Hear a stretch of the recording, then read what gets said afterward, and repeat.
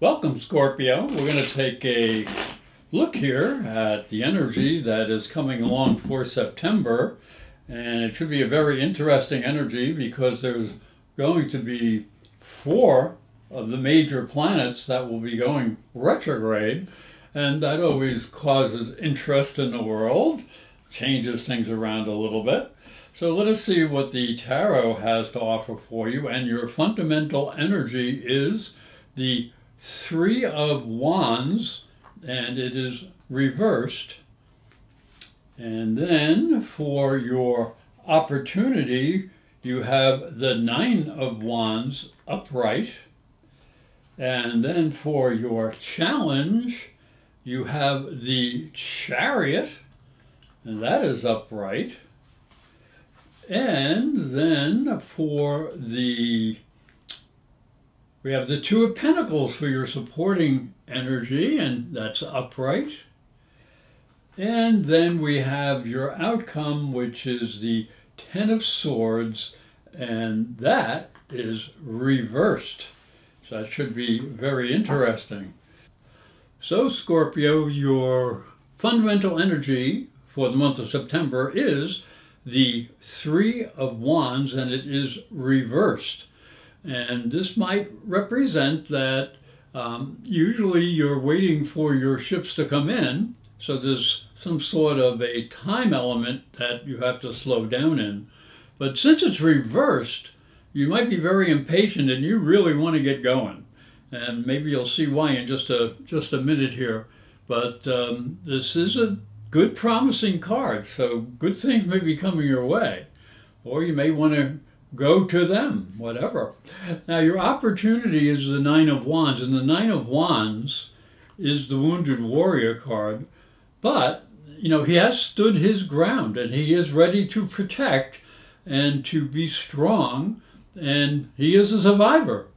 So whatever is coming, the Nine of Wands is saying that you are prepared to go after it. You have the energy, even though you might have been beat up a little bit.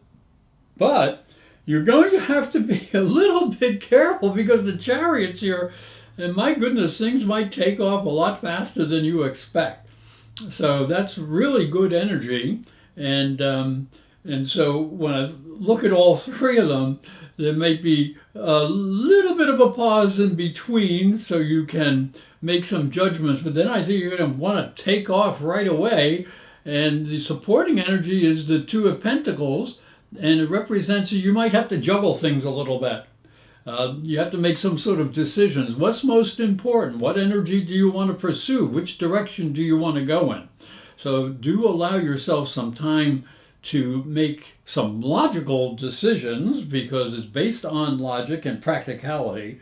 And your outcome is the Ten of Swords, and that is in reverse. Now, the Ten of Swords is not a nice card normally, but it does represent an end of a cycle, and it represents that there's not too much more that you're going to have to endure.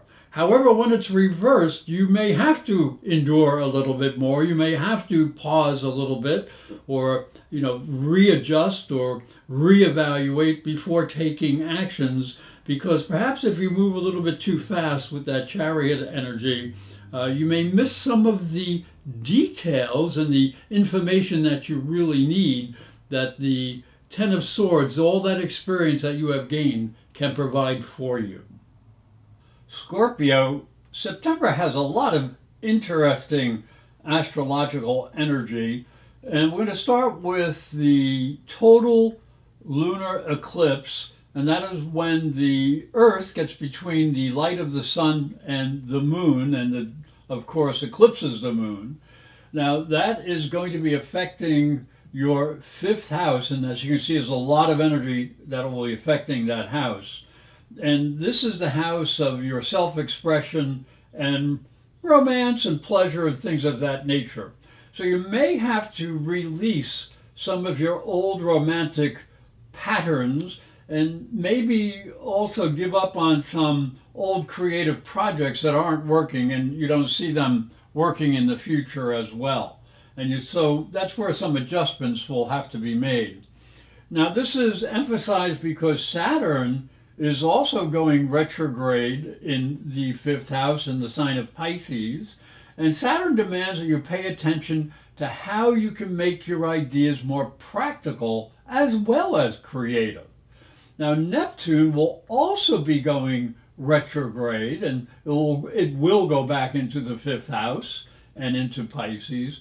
And this suggests that you have to control your approach to pleasure and romance. You don't want to get carried away by sweet dreams that might not be a reality. The next energy we want to talk about is Uranus, and Uranus will be going retrograde in the eighth house, and that is your natural house. And Uranus retrograde here may ask you to slow down any radical changes you have made in your approach to intimacy and shared resources, investments, and things of that nature. So that's an area maybe to make some adjustments and to be careful. And the final planet we want to talk about is Pluto. And Pluto will be retrograde in Aquarius and your fourth house. And this may force you to examine how you can transform yourself and maybe your family, your home, or where you're living, so that you feel that you are in a more secure environment. This can really deepen your sense of what you feel and where you feel you stand in the world. These are the retrograde dates. Saturn is retrograde until Friday, 11/28/2025. Neptune is retrograde until Wednesday, 12/10/2025. Uranus is retrograde until Tuesday, 2/4/2026. And Pluto is retrograde until Tuesday, 10/14/2025. Thank you for watching, and thank you for listening. And if you would, I'd appreciate if you'd hit the like button under my video and share them with your friends, because it's free. And also, if you would like to order your own private psychic and spiritual reading, or natal or transit astrology chart, and the transit chart is for the year to come, you can go to my website, professorastrology.com, and you'll find a link on the top right-hand side of the website for psychic and spiritual readings. And all you have to do is hit the link, go to that page, and it'll explain how you can order your own private reading or personal astrology chart. And again, thank you for watching, and I hope you have a fabulous month.